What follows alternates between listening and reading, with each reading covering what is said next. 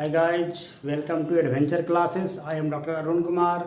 Today we discuss on glycolysis pathway. हमने previous session में discuss किया था आपको सेलुलर रिस्पायरेशंस की। इंट्रोडक्शन की हमने बात किया था।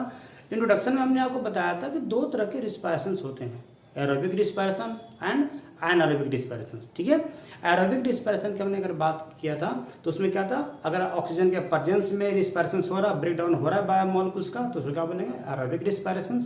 ठीक है, अगर ऑक्सीजन एब्सेंट है, ठीक है, तो उसमें क्या बोलेंगे एनारोबिक रिस्पायरेशन। ठीक है, हम एरोबिक रिस्पायरेशन को हम आगे बढ़ा रहे हैं। ठीक है, एरोबिक रिस्पायरेशन में हमने आपको 4 पाथवे बताया था।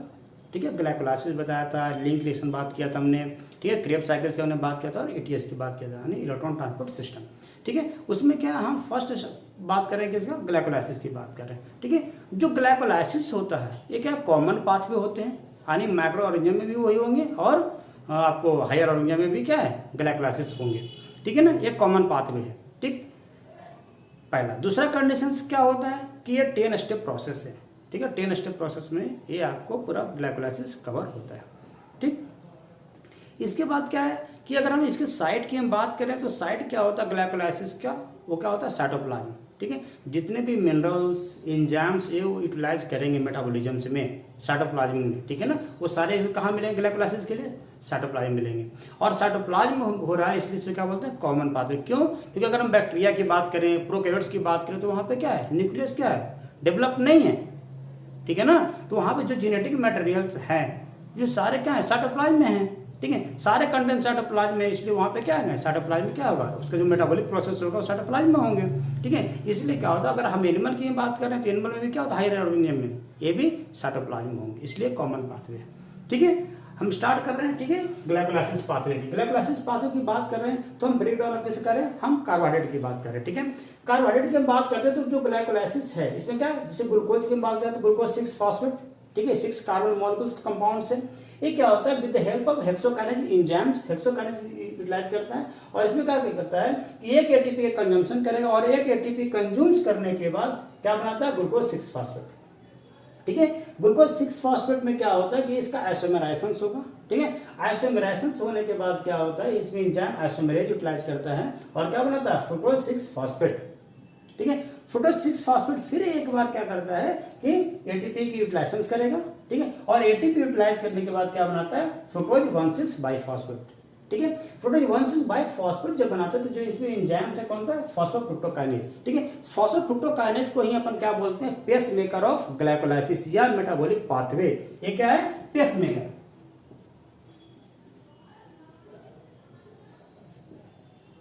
ठीक है ना, पेस मेकर आपने एक और कहीं सुना है, कहाँ पे हार्ट में आपने सुना है। ठीक है ना, साइनो ऑरिकुलर नोड पे क्या बोलते हैं पेस मेकर बोलते हैं। ठीक है, फ्रुक्टोज 1,6 बाइफॉस्फेट क्या होता है ब्रेक डाउन होता है, ब्रेक डाउन होके क्या बनाता है दो मॉलिक्यूल्स बनाएगा 3 कार्बन का फॉस्फोग्लिसरॉल्डिहाइड पीजीएल और डाइहाइड्रोक्सी एसीटोन फॉस्फेट। ठीक है ना, ये दोनों जो मॉलिक्यूल्स है ये क्या होता है इंटर आपको कन्वर्टेबल होगा। ठीक है ना, इंटर कन्वर्टेबल कहने का मतलब क्या है कि एसीटोन है, एसीटोन का हाईली अनस्टेबल कंपाउंड है। ठीक है, और एल्डिहाइड क्या है स्टेबल कंपाउंड्स है। ठीक है, तो जो एसीटोन मॉलिक्यूल से क्या है एल्डिहाइड में कन्वर्ट हो जाएगा और फिर से पाथवे को कंटिन्यू करेगा। ठीक है ना, जो 1,3 बाय पीजीएल जो पीजीएल बना, ठीक है, फॉस्फोग्लिसरॉल्डिहाइड, फॉस्फोग्लिसरॉल्डिहाइड में क्या होता है यहाँ पे दो प्रोसेस होते हैं। एक तो इनऑर्गेनिक फॉस्फेट H3PO4 से क्या लेता है आपको फॉस्फेट ग्रुप देगा, पहला कंडीशन। दूसरा कंडीशन क्या होता है कि यहाँ पे Na+ से NADH2 बनता है। ठीक है ना, NADH2 जब बनेगा तो यहाँ पे जो एंजाइम कौन सा है डिहाइड्रोजिनेज।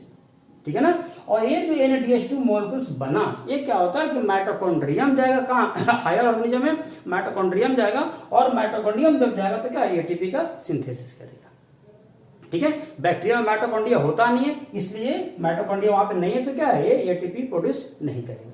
ठीक है ना, इसके बाद क्या हुआ क्यों पीजीएल से क्या बना 1,3 बाय फॉस्फोग्लिसरिक एसिड। ठीक है, 1,3 बाय फॉस्फोग्लिसरिक एसिड बनेगा। फिर यहाँ पे क्या होता है जब 1,3 बाय फॉस्फोग्लिसरिक एसिड बनता है with the help of dehydrogenase और H3PO4। ठीक है, जब ये मॉलिक्यूल बना तो ये क्या होता है इसका फिर से क्या होता है ऑक्सीडेशन होगा और क्या बनाएगा एटीपी का कंज्यूम करेगा। एटीपी कंज्यूम करने के बाद क्या बनाता है 3 फॉस्फोग्लिसरिक एसिड 3 पीजीएल मॉलिक्यूल्स। ठीक है, जो 3 PGA बना, 3 PGA क्या होता है, फिर से यहाँ पे क्या होता है, आइसोमेराइजेशन होगा, म्यूटेशन जिसको बोलते हैं म्यूटेज, ठीक है, आइसोमेरेज, और क्या बनाता है 2-फॉस्फोग्लिसरिक एसिड 2 PGA, ठीक है।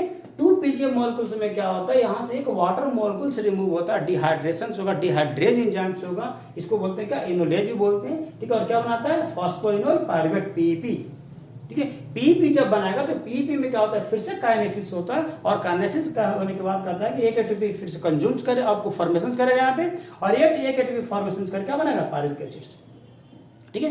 ये सेकेंड एटीपी बना। फर्स्ट एटीपी जो आपको कहाँ बना, 1,3-बाइफॉस्फोग्लिसरिक एसिड से, जब 3 PGA बना तो क्या है, फर्स्ट एटीपी बना, ठीक है। तो एटीपी का जो कंजम्पशन हुआ वो कहाँ कहाँ हुआ, फर्स्ट नंबर और थर्ड नंबर पे। एटीपी का जो प्रोडक्शन की हम बात करेंगे कहाँ हुआ, 7 नंबर पे और 10 नंबर पे, ठीक है ना। हम बात कर रहे हैं इसकी, जो NADH2 मॉलिक्यूल से जो भी एटीपी का प्रोडक्शन होगा तो ये कहाँ जाकर प्रोड्यूस करवा रहा है, माइटोकॉन्ड्रिया के मैट्रिक्स में, ठीक है ना। तो ये जो माइटोकॉन्ड्रिया का मैट्रिक्स जो प्रोड्यूस करता है इसको क्या बोलते हैं, सबस्ट्रेट आपको ऑक्सीडेटिव लेवल फॉस्फोरिलेशन,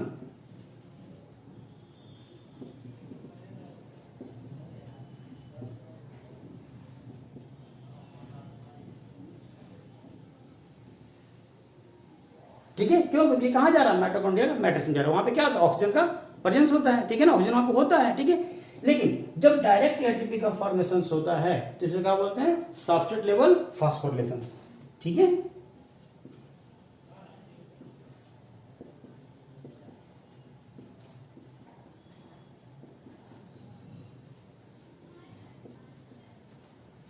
ठीक है, तो दो तरह के आपको यहाँ पे फॉस्फोरिलेशन हो रहे हैं, ऑक्सीडेटिव लेवल फॉस्फोरिलेशन और सबस्ट्रेट लेवल फॉस्फोरिलेशन, ठीक है।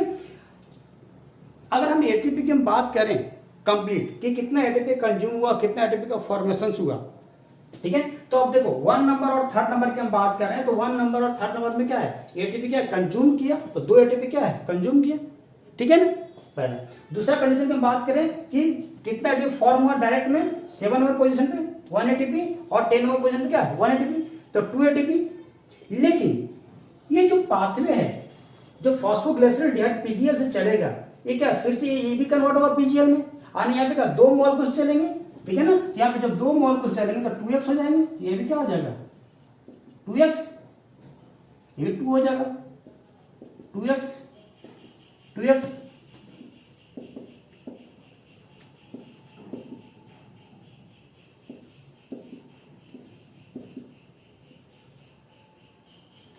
ठीक है। तो अब यहां पे क्या है, 2 एटीपी इसका बना है, यहां पे बना फॉर्मेशन हुआ, और 2 एटीपी यहां फॉर्मेशन हुआ, इसका मतलब क्या होगा, टोटल 4 एटीपी बना, ठीक है।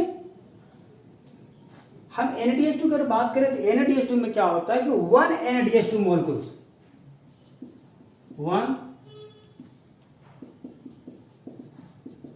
NADH2 मॉलिक्यूल प्रोड्यूस 2.5 और 3 एटीपी, ठीक है ना। 1 NADH2 मॉलिक्यूल्स क्या होता है कि आपको 2.5 एटीपी बनाता है या 3 एटीपी, ठीक है ना।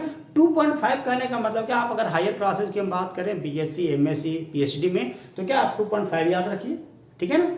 अगर 12th लेवल में है तो आप 3 याद रखिए, ठीक है ना।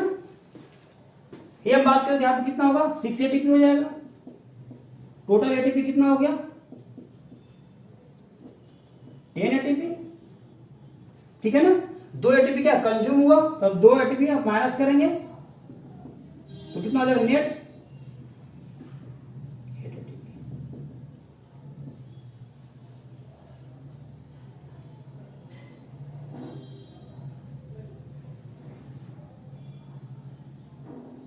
ठीक है ना। तो आपको कितना बना, ब्लड ग्लासेस में 8 एटीपी बना, ठीक है ना, नेट 8 एटीपी। लेकिन अगर आपसे पूछता है कि ग्लाइकोलाइसिस में कितने एटीपी का फॉर्मेशन होता है तो कितना बताएंगे 10 एटीपी, ठीक है ना। लेकिन आपसे पूछता है नेट कितना एटीपी बनता है तो कितना बनेगा 8 एटीपी, ठीक है ना, पहला। दूसरा क्या है, अगर आपसे पूछता है कि सबस्ट्रेट लेवल फॉस्फोरिलेशन से कितना एटीपी बना तो कितना बना 4 एटीपी, 2 एटीपी क्या 10 नंबर पोजीशन पे और 2 एटीपी 7 नंबर पोजीशन पे, ठीक है। आपसे पूछता है कि ऑक्सीडेटिव लेवल फॉस्फोरिलेशन से कितना एटीपी का फॉर्मेशन होता है, ठीक है, तो 6 नंबर पे बन रहा है, ठीक है। तो 6 नंबर क्या 2 मॉलिक्यूल्स NADH2 बन रहा है, ठीक है। तो 2 मोलकुल अगर NADH2 मोलकुल से बन रहा है तो 1 NADH2 मोलकुल कितना बनाता है 3 ATP या 2.5 ATP, ठीक है। अगर 2.5 हम 3 ATP लेकर चल रहे हैं तो 6 ATP होगा, 2.5 लेकर चलेगा 5 ATP होगा, ठीक है ना। तो यहाँ पे कितने हो जाएंगे 6 ATP या 5 ATP, ठीक है। जैसा आपको ऑप्शन वहां पे देगा उस अनुसार के आप टिक लगाएंगे, ठीक है ना। हाँ, तो टोटल ATP कितना हो गया 10 ATP, नेट ATP कितना हो गया 8 ATP, क्यों क्योंकि 2 कंज्यूम हुआ तो 2 माइनस करेंगे, ठीक है ना। ठीक, इसके बाद जो क्वेश्चन आपसे पूछता है कि पूरे ग्लाइकोलाइसिस पाथवे का पेस मेकर कौन सा एंजाइम है, तो कौन सा है फॉस्फोफ्रुक्टोकाइनेज, ठीक है। ये क्या है ग्लाइकोलाइसिस का पेस मेकर होता है, ठीक है ना। इसके बाद हम बात करें, आपसे क्वेश्चन से पूछता है कि मान के चलिए कि कोई भी, जैसे मान के चलो कोई आप जैसे कोई आपको मरीज मिला, कोई मरीज आपके पास आया, ठीक है। आपसे उसने कहा कि डॉक्टर साहब मैं सब कुछ तो खा तो रहा हूं लेकिन क्या है मुझे वीकनेस आ रही है, ठीक है ना। हमें क्या हो रहा है वीकनेस आ रहा है, ठीक है। तो वीकनेस आ रहा है तो आप क्या कहोगे, आप उसको यही कहोगे ना कि ठीक है वीकनेस आ रहा था, क्या है आपको अच्छे से खाना खाइए, लेकिन वो कह रहा है कि आप हम अच्छे से खाना खा तो रहे हैं लेकिन फिर वीकनेस हो रहा है। इसका मतलब आप क्या कहोगे कि हो सकता है मिनरल्स की कमी हो, तो आप उसको क्या करेंगे मिनरल्स की टैबलेट दे देंगे जैसे मैग्नीशियम वगैरह, क्यों क्योंकि कोफैक्टर इस इंजाइम क्या करता है एक्टिवेट करेगा, और एक्टिवेट करेगा तो क्या है फिर प्रोसेस चलेंगे, ठीक है ना। पहला कंडीशन तो ये होता है। दूसरा कंडीशन क्या होता है कि आपने जनरली देखा है कि जो मरीज वगैरह जैसे अपन डीपी, ठीक है ना, पानी अगर उसको क्या करते हैं पानी अभी देते हैं ना डिहाइड्रेशन से प्रोस्पेक्टिस में, ठीक है। तो पानी अगर उसके बॉडी में हम चढ़ा रहे हैं, ठीक है ना, ठीक है, तो उसमें 2 कंडीशंस होते हैं। आप देखना कि उसमें जो वाटर जो बॉटल्स आते हैं वो 2 आते हैं, एक तो ग्लूकोज 6 फॉस्फेट का आता है, ठीक है। तो एक तो ग्लूकोज का आ रहा है, दूसरा ग्लूकोज 6 फॉस्फेट का भी आता होगा, ठीक है। तीसरा क्या आता है फ्रुक्टोज 1,6 बाइफॉस्फेट का भी आता है, ठीक है। तो ग्लूकोज का आ रहा है या ग्लूकोज 6 फॉस्फेट का आ रहा है, ठीक है, या फ्रुक्टोज 6 फॉस्फेट का आ रहा है या फ्रुक्टोज 1,6 बाइफॉस्फेट का आ रहा है। तो बात समझो कि क्यों जो वाटर के बॉटल जो आते हैं तो वाटर बॉटल्स क्यों डिफरेंट बन रहे हैं, क्यों देखो मान के चलो अगर ग्लूकोज का आपने वाटर बॉटल दिया उस मरीज को, ठीक है, तो यहाँ पे क्या जब ये प्रोसेस चलेगा क्या है 1 ATP कंज्यूम्स करेगा उसका बॉडी सिस्टम, 1 ATP भी कंज्यूम करेगा, तो टोटल कितना मिला उसको नेट जो मिलेगा कितना 8 ATP मिलेगा। लेकिन अगर मान के चलो उस मरीज को क्या है कि आपने क्या फ्रुक्टोज 1,6 बाइफॉस्फेट का डीपी चढ़ा है, तो फ्रुक्टोज 1,6 बाइफॉस्फेट का जब डीपी देंगे तब क्या होगा कि ये तो जो कंजम्पशन हुआ है जो यहाँ 1 ATP कंज्यूम हुआ 1 नंबर पे और अब 3 नंबर पे, ये तो कंज्यूम्स नहीं होगा, तो डायरेक्ट उसको कितना मिलेगा 10 ATP मिलेगा, ठीक है ना। तो आपको ये देखना जैसे आप बोतल जब खरीदते हो किसी मरीज के लिए, बोतल कोई डॉक्टर लिखता है तो वो देखता है कि क्या कंडीशंस है, ठीक है ना।